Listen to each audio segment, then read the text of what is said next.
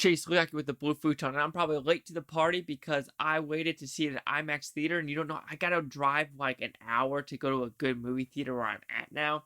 Even though it's only like a 15 to 25 mile drive, it is a 45 mile slash 55 mile per hour road with traffic nonstop. But Godzilla versus Kong, it is finally in theaters. What did I think about this epic battle? Run the intro.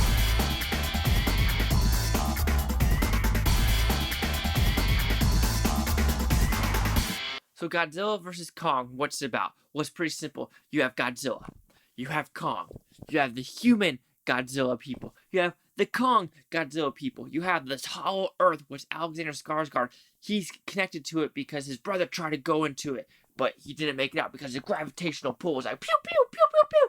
Couldn't make it out of it. As well as you had his apex, Demián Bichir, I think that's his the actor.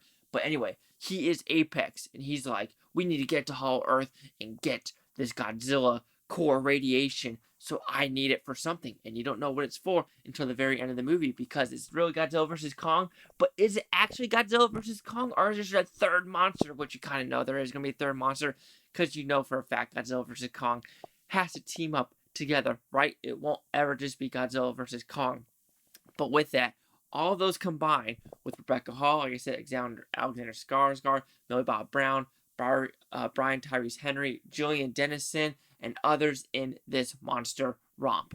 So with this movie, I was thinking about my brother, because my brother is very much anti-story, nonstop action. He does not like stories in his movies, so he's not really a movie person at all. So he's more of World of Warcraft, but anyway, there is that.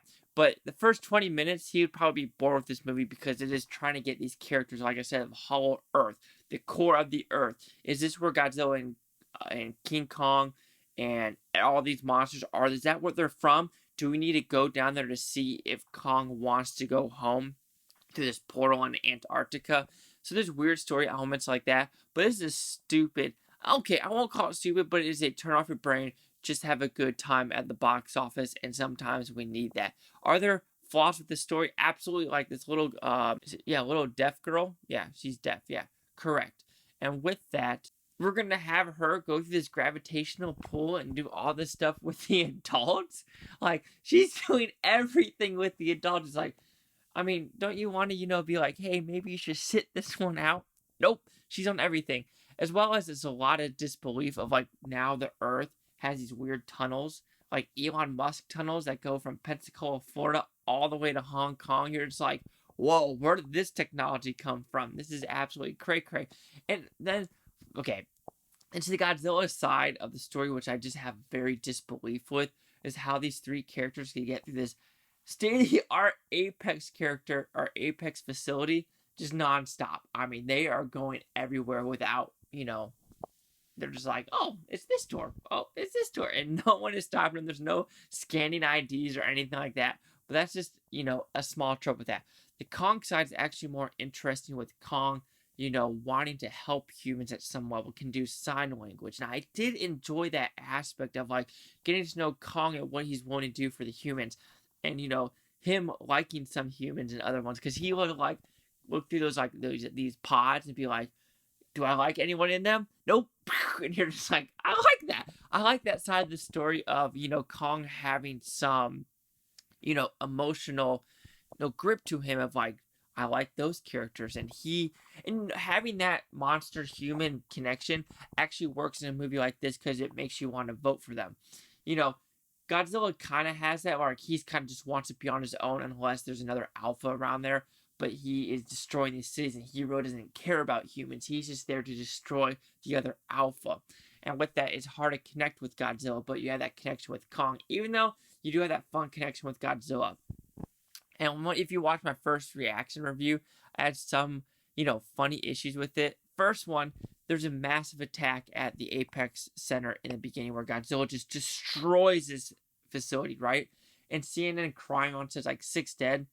CNN, you lying. There's no way only 6 died from that. So either Apex lied to CNN, or CNN is giving out fake news like they always do. As well as I've noticed with like the Transformers movie, Godzilla, Kong, and all these other movies with battle sequences that are non-stop. Why is it always Hong Kong that gets demolished in these movies. Why not other Chinese cities like Beijing or, the Great Wall? That's right, China won't allow them. So it's just like frustrating where it's like it's always. I understand why they're doing Hong Kong, and we're in a weird political realm with like free Hong Kong movement and everything like that, and the NBA not doing that. But it makes you wonder, why is always Hong Kong getting their shit rocked? And all of these like blockbuster movies are like, I mean, there's other cities in that area, right? Am I wrong? But anyway, Godzilla vs. Kong is exactly what you're looking for. Millions of people dead in Hong Kong. Let's put it that way as well. Kind of think like the Transformers movies. A million people died in Hong Kong. Millions of people died. So I guess China wouldn't be too bad, man, right? Right? CCP won't be too bad.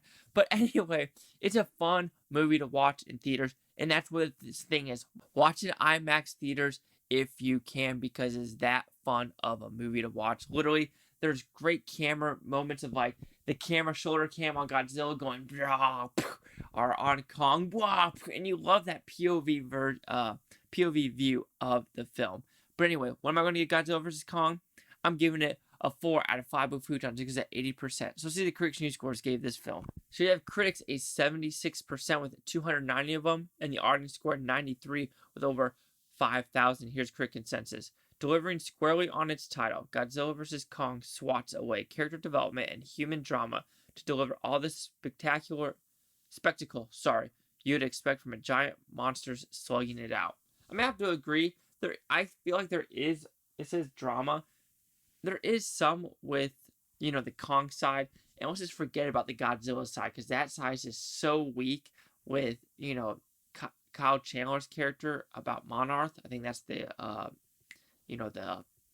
organization. But man, he's in the movie for maybe 5 minutes. He was on set for maybe 1 day.